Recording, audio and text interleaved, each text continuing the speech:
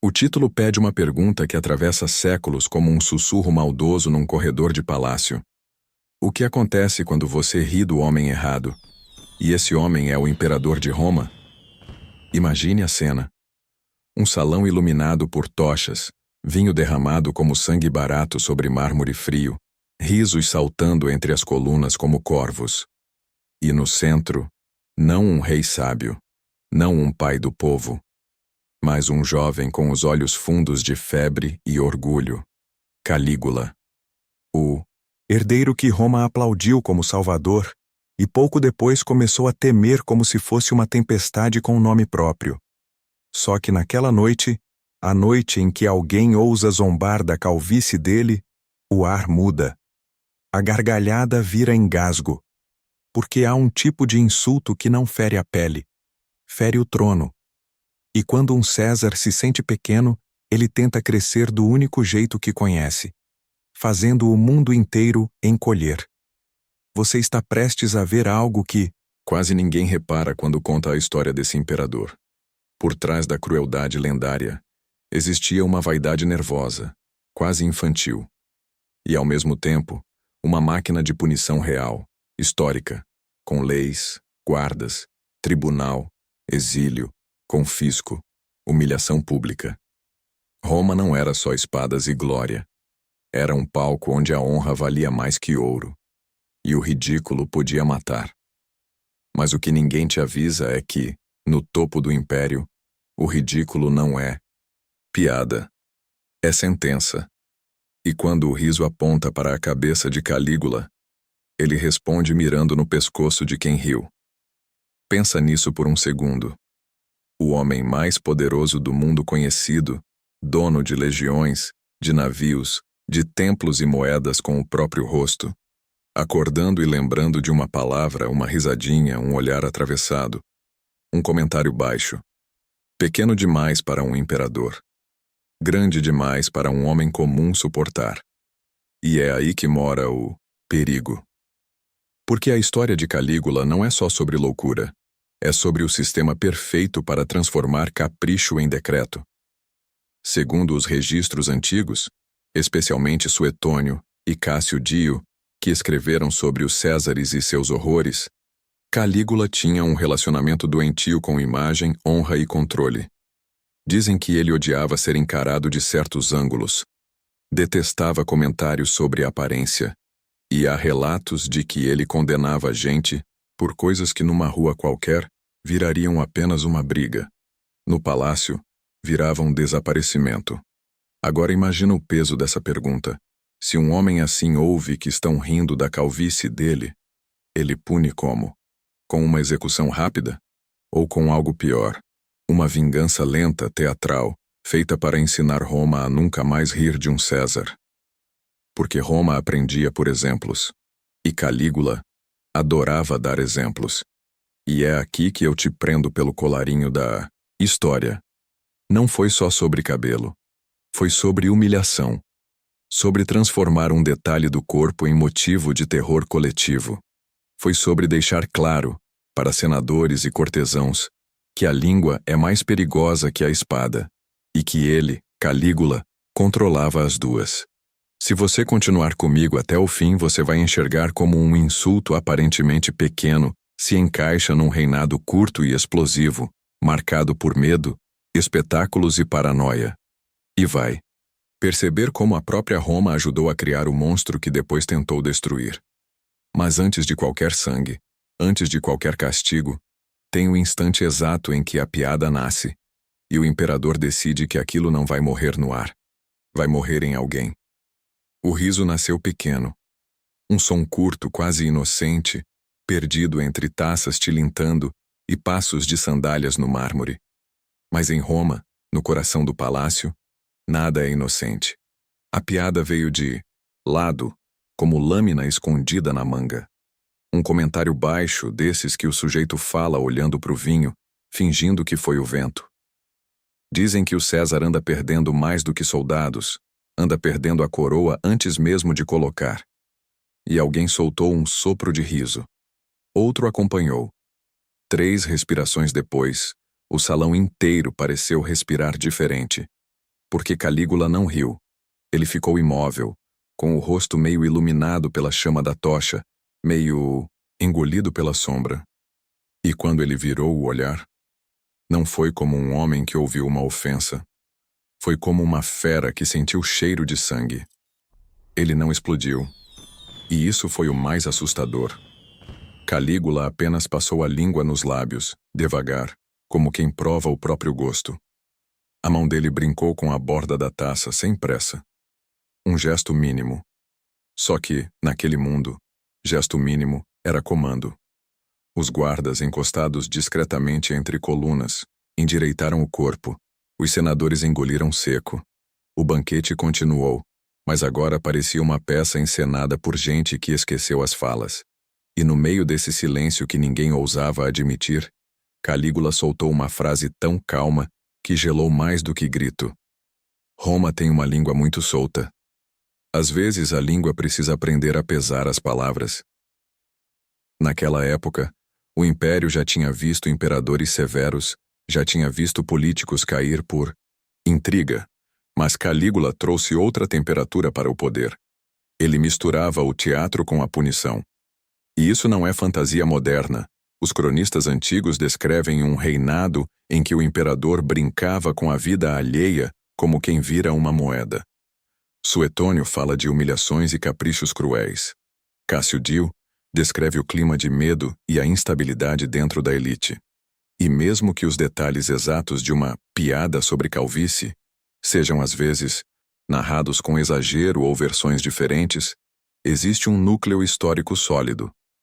Calígula reagia com fúria a qualquer sinal de desrespeito, principalmente vindo de quem deveria venerá-lo. Em Roma, rir do imperador era mais do que insolência, era quase uma tentativa de arrancar a máscara sagrada do poder. E então acontece a parte mais perigosa. O imperador finge que esqueceu. Ele muda de assunto. Manda músicos tocarem, pede mais vinho, faz um elogio teatral a um senador que ele detesta, só para ver o homem corar de confusão. O salão, aliviado, acredita que sobreviveu. E é assim que Calígula pega a vítima, não no momento do susto, mas no momento do alívio, porque a vingança dele não quer apenas punir. Ela quer ensinar. Quer que o culpado sinta por dentro o mesmo buraco que abriu com a risada. No meio do banquete, como se fosse só curiosidade, Calígula começa a falar de aparência, de deuses, de estátuas. Ele pede que tragam um espelho polido, coisa comum entre os ricos, mas estranha ali, naquele palco político. Segura o espelho por um instante, observa o próprio rosto como quem avalia uma moeda falsa. E então, sem olhar diretamente para ninguém, ele pergunta: Vocês acham que um homem governa pela beleza ou pelo medo? Ninguém responde, porque qualquer resposta vira armadilha. Se disserem beleza, ele entende como insulto. Se disserem medo, ele entende como confissão. E no meio dessa tensão, ele faz o gesto mais teatral da noite. Chama um dos homens mais próximos, um cortesão, um senador jovem, alguém que vive de agradar, e pede que ele se aproxime, bem perto. Tão perto que a pessoa sente o cheiro do vinho na respiração do César. Calígula passa os dedos pelo próprio cabelo, como se fosse um ato casual. Depois olha para a fileira de convidados, com um sorriso fino. Dizem que há homens que preferem rir, a serem úteis. E aí ele solta, quase como brincadeira, a ordem que muda tudo. Quero saber quem aqui é útil. Agora repara no que ele fez. Ele não perguntou quem riu. Ele não deu a chance do culpado se esconder na multidão. Ele transformou todo mundo em suspeito. Criou um jogo onde o medo obriga as pessoas a se denunciarem, a acusarem, a se traírem. E isso era Roma por dentro. Não só um império de legiões, mas uma máquina de sobrevivência social. Quem não aponta o dedo vira alvo. Quem aponta o dedo pode virar alvo depois. E Calígula sabia disso como um poeta sabe onde dói. No meio dessa encenação, uma figura tenta salvar o clima com uma piada maior, para abafar a anterior. Outro tenta brindar. Outro elogia o imperador de forma exagerada. Só que quanto mais tentam consertar, mais o buraco aparece. Porque Calígula não quer paz. Ele quer ver o pânico se espalhando. Ele quer que aquela noite fique na memória como uma lenda viva. Foi a noite em que riram da cabeça do César e perderam mais do que a coragem. E aqui entra o detalhe que poucos percebem. Em Roma, a vingança de um imperador raramente vinha com anúncio. Ela vinha com burocracia, com documento, com visita amigável da guarda pretoriana na madrugada, com uma acusação fácil de fabricar: traição, insulto à majestade, conspiração, crimes que podiam nascer de um olhar torto. Calígula, ao invés de estourar no salão, estava escolhendo o método mais cruel: deixar o homem voltar para casa acreditando que escapou, para então arrancar dele tudo, devagar. Se você estiver gostando da narrativa até aqui, já deixa o like agora, porque a partir do próximo trecho a história para de ser só tensão social e vira caça. E não é Calígula que corre, é quem riu. A madrugada em Roma tem um silêncio diferente. Não é paz, é vigilância. As tochas nas esquinas tremem com o vento do Tibre e cada sombra parece ter ouvido. O homem que riu, vamos chamá-lo como Roma chamaria, por respeito e por medo. Um senador, um desses que nasceram com anel no dedo e mentira na língua, atravessa o átrio da própria casa tentando convencer o coração de que foi só uma noite de vinho. Ele tira as sandálias devagar, como se o som pudesse denunciar culpa. A esposa pergunta num sussurro se deu tudo certo. Ele responde com um sim que não tem carne. E quando ele deita, não é sono que vem. É a lembrança do olhar de Calígula, aquele olhar parado, como uma porta fechando. 3 batidas, secas. O tipo de batida que não pede permissão, apenas informa o destino. O escravo corre, tropeça, abre, e o corredor enche de metal, couro e respiração pesada. Pretorianos, não muitos, o suficiente. O centurião não grita, não ameaça, não precisa. Ele só lê com voz limpa como quem anuncia um imposto. Em nome de Caio César Augusto Germânico, você deve comparecer. Comparecer. Palavra suave. Palavra assassina. Porque em Roma, quando o imperador chama, você não vai para explicar. Você vai para ser decidido. A calma dura alguns passos. O senador tenta manter a coluna ereta. Tenta vestir a dignidade como se fosse toga. Mas a rua, escura e estreita, devolve outra verdade. Ele não está indo a um encontro. Ele está sendo recolhido. Levado como se leva uma peça para o tabuleiro do homem que controla tudo. E a cada esquina, ele espera ver o próprio nome sendo cuspido pelas paredes. Traidor. Zombador. Ingrato. Só que ninguém diz nada. É pior. Porque o povo ainda dorme, e o castigo do poder sempre acontece longe dos olhos, até o dia em que ele vira espetáculo. O palácio, ao amanhecer, tem cheiro de incenso e ferro. Calígula aparece como se tivesse acordado leve, quase bem-humorado. Ele anda entre colunas com uma túnica simples demais para quem manda no mundo. E isso confunde. A crueldade dele, muitas vezes, vinha vestida de normalidade. Ele manda servir pão, fruta, água. Parece hospitalidade, parece até reciprocidade, como se dissesse: viu, a vida continua. Mas a floresta também oferece água antes de engolir um homem inteiro. E então vem o primeiro golpe. Não de espada, mas de linguagem. Calígula olha para o senador e pergunta com doçura ensaiada: você dormiu bem? A pergunta abre um abismo, porque se ele responde sim, parece insolência. Se responde não, parece culpa. O homem escolhe a resposta mais segura, a mais comum, a mais humana. Como qualquer cidadão de Roma, eu tento. Calígula sorri, mas não com os olhos. Cidadão, ele repete, como se provasse o som. Que palavra bonita. Pena que alguns cidadãos confundem a boca com uma tribuna. Aí o senador entende. Não foi por acaso. Não foi paranoia. Foi método. Calígula está puxando o fio. E quando um imperador puxa um fio, a roupa inteira da sua vida começa a se desfazer. Há um segredo escondido nessa cena. Em Roma, a honra de um homem público era parte do sistema. Zombar do imperador não era só piada, era sinal de que você não o reconhecia como sagrado. E os romanos tinham uma ideia perigosa chamada maiestas, a majestade do Estado encarnada na figura do líder. Não era preciso uma conspiração real para uma acusação nascer. Bastava um gesto interpretado como desprezo. Os autores antigos contam que Calígula usava acusações e confisco como armas, e que o Senado vivia num teatro de submissão, onde cada palavra podia ser reinterpretada como crime. Então, quando ele decide punir uma zombaria, ele não precisa inventar um monstro. Ele só precisa apontar e dizer, aqui. E o sistema inteiro morde. Calígula faz uma pausa longa, como se escutasse música que ninguém mais ouve. Depois pergunta, quase distraído. Ontem, no banquete, alguém falou de coroas.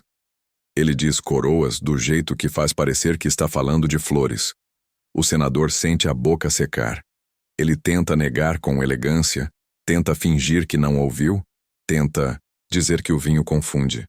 Calígula ergue a mão interrompendo com delicadeza. Não se humilhe com mentiras, ele diz. Eu prefiro a verdade. A verdade é rara. E quando aparece, eu coleciono. E aqui a história muda de ritmo, como se o chão inclinasse. Calígula não quer apenas que o homem admita. Ele quer que o homem participe da própria punição. Quer que ele fale o que falou, em voz alta, diante de testemunhas. Porque o castigo não começa quando você morre. O castigo começa quando você percebe que está sozinho, que ninguém vai te defender, que os mesmos que riram com você agora evitam seu olhar para salvar a própria pele. O senador engole a dignidade e repete a frase. A frase volta ao mundo, mas agora sem riso. Agora ela soa como blasfêmia. E Calígula, satisfeito, se inclina um pouco para frente, como quem confia um segredo. Você sabe por que isso me diverte? Ele não espera resposta. Porque você pensou que eu era só um homem. Um homem com cabelo, com falhas, com vergonha. Ele toca a própria cabeça por um instante, rápido, quase automático. Mas eu não sou só um homem aqui dentro. Eu sou Roma. E quando você zomba do que te mantém vivo. O ar fica pesado. O senador tenta respirar e percebe que respirar virou esforço.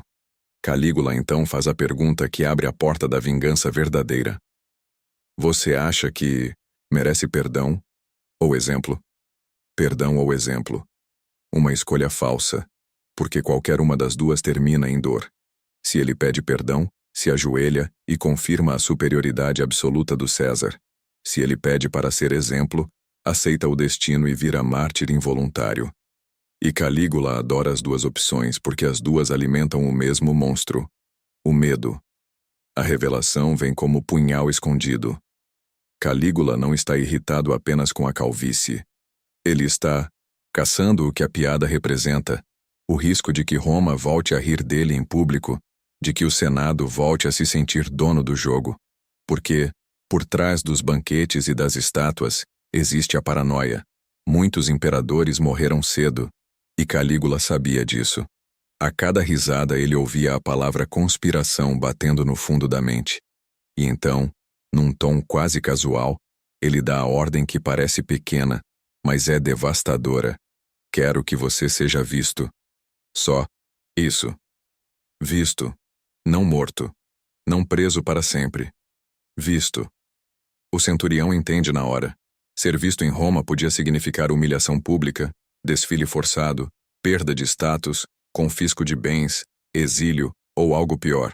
Ser usado como aviso ambulante de que o imperador controla até o ridículo. O senador, nesse instante, percebe que o castigo de Calígula não é uma lâmina. É um palco. E ele acaba de ser escalado como protagonista. A luz da manhã não perdoa. Ela não é dourada, não é bonita. Ela é branca, crua, quase cruel, como se o próprio sol trabalhasse para o imperador. O senador é conduzido por corredores onde os mosaicos parecem observar, e cada passo ecoa como uma confissão. Quando ele imagina que vai ser jogado numa cela, Calígula faz o contrário. Manda que o vistam. Toga limpa, sandálias boas, perfume leve, quase ofensivo. E aí ele entende o truque. Calígula não quer esconder o castigo, quer embrulhá-lo para presente. Quer que Roma desembrulhe com os olhos. As portas se abrem para um pátio interno onde já há gente demais para ser coincidência. Servos, oficiais, escribas, alguns rostos conhecidos do Senado, todos com a mesma expressão. Cuidado. Ninguém pergunta nada. Ninguém se aproxima. É como se a presença dele tivesse virado doença. E no centro, sobre um pequeno estrado, Calígula aparece com aquela calma de quem brinca com o destino alheio. Ele não levanta a voz. Não precisa. Quando ele fala, o silêncio obedece. Ontem, ele diz, andando lentamente, alguém me ofereceu uma coroa invisível. A frase faz alguns homens sorrirem de nervoso, como se tentassem adivinhar onde encaixar a própria submissão. Calígula para trás do senador, e por um segundo, quase parece um amigo. A mão dele paira sobre a cabeça do homem, sem tocar, como se medisse algo que só ele enxerga. E então vem a humilhação, elegante como um decreto e suja como um cuspe. Quero que ele seja lembrado como um homem de espírito. Espírito. Palavra bonita. Veneno dentro. 2 pretorianos aproximam-se com um objeto simples, ridículo demais para ser real. Uma pequena coroa feita às pressas, leve, frágil, quase um brinquedo. Não é ouro, não é louro, é um símbolo barato, teatral, feito para ferir. Eles a colocam na cabeça do senador. E o pátio inteiro entende a mensagem. Você quis rir da cabeça do César, agora sua cabeça vira piada para Roma. O homem tenta manter a postura, mas a postura se quebra por dentro, porque ali, diante de testemunhas, ele deixa de ser senador e vira exemplo. E exemplo em Roma é um tipo de morte que continua andando. Só que Calígula ainda não terminou. Ele olha ao redor, como se estivesse escolhendo frutas num mercado. Tragam os outros, ele ordena, com a serenidade de quem pede água. E quando o portão lateral se abre, o senador sente o estômago cair. Não é só ele. Há mais homens. Um a um. Alguns com a cara amassada de noite sem sono. Outros tentando fingir que nada está acontecendo. E então a verdade, pesada e gelada, se encaixa. Calígula não caçou um riso. Ele caçou a plateia. E é nesse instante que o medo vira certeza. A vingança não é contra um homem. É contra a ideia de que Roma pode rir do imperador e continuar viva. O pátio ficou cheio demais para o ar circular. E quando os outros entraram, não entraram como convidados, entraram como peças. Havia um poeta de salão que vivia de elogiar rostos, um tribuno que achava graça de tudo para parecer corajoso, um jovem senador com um sorriso ainda fácil, desses que não sabem quando a vida vira lâmina. Calígula passeou os olhos por eles como quem conta moedas. E então, fez a coisa mais perigosa que um tirano pode fazer. Transformou o medo em jogo. Hoje, ele disse num tom quase didático, Roma vai aprender sobre peso. Ele apontou para a coroa ridícula na cabeça do primeiro homem. Isso pesa? Ninguém respondeu. Calígula riu sozinho, um riso curto, sem alegria. Não pesa. E mesmo assim ele está vergado. Ele se aproximou de um escriba e murmurou algo. O escriba abriu uma tábua encerada. Começou a escrever nomes. Não com pressa. Com capricho. A revelação veio devagar, para doer mais. Não era uma execução. Era um desmonte. Calígula não queria sangue imediato. Queria a erosão completa do que fazia aqueles homens serem alguém. A cada nome anotado, o centurião fazia um sinal discreto, e um oficial saía pelo corredor, como uma sombra com destino. Em Roma, isso significava uma coisa simples e terrível. Portas seriam seladas. Contas seriam vasculhadas. Propriedades seriam revisadas. Amigos seriam interrogados. Escravos seriam subornados. E o pior de tudo, ninguém precisava inventar provas. A prova era a vontade do imperador. Calígula então virou o rosto para o primeiro senador, ainda usando a coroa de brinquedo, e falou como quem dá uma lição a um aluno teimoso. Você achou que ria de um homem, mas riu de um símbolo. Símbolos não sangram, eles esmagam. Ele fez uma pausa, e a pausa foi uma corda, apertando. Agora me diga, quem foi o mais engraçado ontem? A pergunta ali era uma arma. Se ele apontasse alguém, virava delator. Se não apontasse, virava desafiador. Calígula tinha conseguido o que queria, colocar a dignidade deles para lutar contra a sobrevivência. O homem tentou dizer que não lembrava. Calígula suspirou, teatral, como um professor decepcionado. Memória fraca é doença perigosa. E então veio a ordem que fez o pátio inteiro ficar menor. Cortem o pagamento dele, confisquem uma casa, só uma, para ajudar a memória a trabalhar. Era pouco na frase, era tudo, na vida. Porque em Roma, tirar uma casa de um senador era arrancar o chão da família inteira. Era transformar herança em pó. Era mostrar ao resto da elite que riqueza não era propriedade. Era empréstimo do humor imperial. Um dos outros, o jovem do sorriso fácil, finalmente quebrou. Deu um passo à frente, tentando salvar-se com bajulação. César, foi uma brincadeira estúpida, Roma te ama. Calígula virou lentamente a cabeça, como quem ouve um animal fazer barulho no mato. Ama. Ele aproximou o rosto do rapaz. Então prove. A palavra ficou no ar pesada. Prove significava acusar alguém. Prove significava oferecer um nome. Prove significava sacrificar um amigo para comprar mais um dia. E assim, Roma se revelou por dentro, não como mármore e glória, mas como gente empurrando gente para o abismo para não cair primeiro. Calígula observava com um brilho quieto, como se estivesse assistindo a uma peça escrita por ele. Um nome foi dito, depois outro. Não porque eram culpados, mas porque eram escolhíveis.